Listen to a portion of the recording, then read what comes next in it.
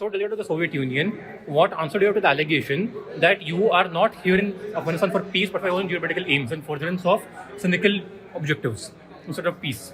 The delegate of Soviet Union has continuously stated in the Security Council and also in the General Assembly that the only aims that the Soviet Union have are to protect the rights of the people of Afghanistan and to protect the government of Afghanistan and to stabilize the conflict that has arisen. This protection also involves bombing of children and civilians. Should the government call for it? The delegate of Soviet Union says that there are no credible sources that have indicated that there have been bombings on the children. But even if such a situation arises, we would like to take a peaceful resolution to that conflict. So, according to you, Human Rights Watch and all of these organizations that have accused your government of these violations are all lying to their face. The delegate of Soviet Union... Yes or no question, delegate? No. So they're telling the truth or are they lying? Should I elaborate my answer? First say the one word answer, then elaborate. Okay. Yes, they're lying, first of all. Because Soviet Union does not recognize such false reports which have been mostly influenced by the Western influence in the United Nations organization. Okay, so per you, all these Western NGOs are making false reports on capital basis. Yeah. Fine, and your news is totally credible. I have gotten it. Thank you, delegate. So, delegate, according to you, your purpose over here in this committee is to ensure peace in Afghanistan for international law and norms, respecting human rights. Yes or no? Yes. Like we can see the numbers that have been, the death toll has been rising day by day. The military troops entering the Afghanistan has been rising day by day. I'm not sure why was the inclusion of more 80,000 troops necessary in the Afghanistan when the situation was handled by the 80,000 they had priorly sent on 27 December. Okay, so according to you, and this commitment also includes the right against racism, discrimination in any form or any format in the world. Can you repeat the question? This right also includes the right of people to not be discriminated against. Yes. Is that a confirmation? Yes, that is because you are also supporting apartheid South Africa in their apartheid system, giving them money and financial firepower to adhere these sanctions against them by the rest of the world. How do you respond to that discrepancy? On the one hand, you state to claim that you wish for all people to be free and equal in this world for God's domain, and yet also support South Africa and its heinous crimes. The USA has demolished the law of slavery, right? So 100 years ago, yes. Yes. So working on that part, I'll surely take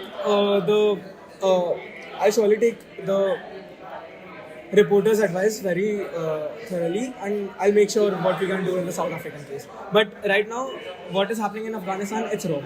It is like oppression of another mentality. What it is against what the people of the Afghanistan want. So according to you, this is Afghanistan is the main issue right now that we should be discussing, and not your own alleged crimes. Yes. So, delegate of Pakistan, do you still stand by your previous support of the Mujahideen in all their formats, socialist or secular or extremist? The delegate of Pakistan does not openly support the Mujahideen. The delegate of Pakistan would like to reconfirm its status on whether we support the Mujahideen or not. We simply view them as a liberating force for the people of Afghanistan in light of the Soviet-led invasion of the nation. So, according to you, all the Soviet allegations that state that you are funding the Mujahideen are false, according to you. If there's no concrete proof of it, then the delegate can say that yes, indeed, they are false. And do you certainly condemn the application of Sharia law to non-Muslims? Could you repeat that? Do you condemn the application of Sharia law to non-Muslims? Indeed, Mujahideen we is do. doing right now. Indeed, we do, because Pakistan itself is home to quite a lot of Hindu, Sikh, and Christian minorities that are held in great esteem by the Islamic Republic. Because your own president seems to be going against these. We may be a Muslim nation, but we hold all of our citizens in the greatest esteem, whether they are Muslim. So, delegate, according to you, you support the Soviet Union in all its forms in Afghanistan, whatever it may do, for its legitimate intervening force. Yes or no? Yes. And according to you, the Afghan government is fully legitimate in its cause and purpose. Yes. And you say that despite knowing that the government is completely unpopular in Afghanistan with ordinary Afghan civilians. Sorry? You say this knowing that the PDP in Afghanistan is totally unpopular amongst all its civilians. Yes.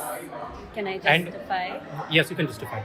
I believe it's because usually, like we all know, Afghanistan, the government is what matters, and it's trying to do the best for their people.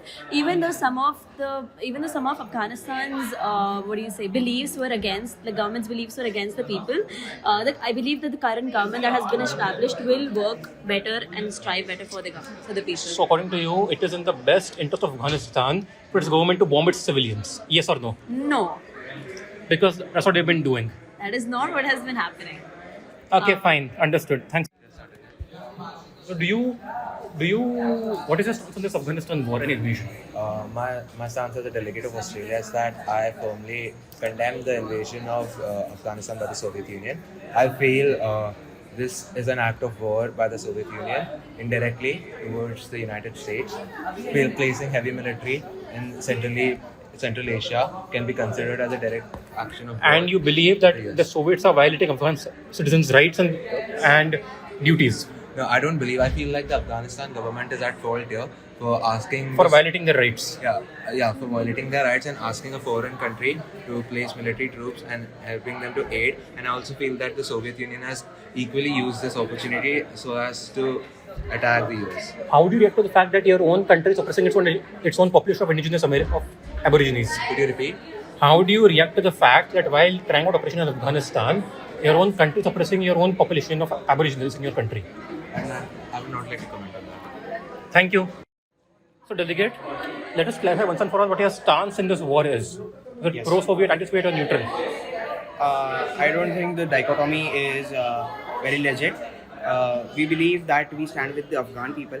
Okay, we, a country, are socialist by nature, and we also support the socialism in USSR.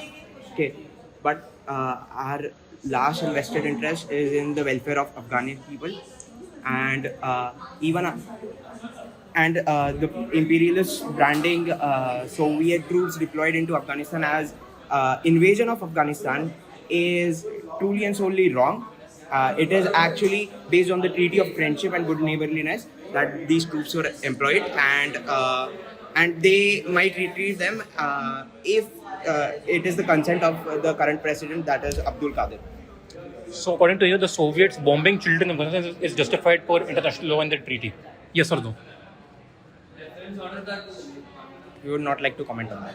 Thank you.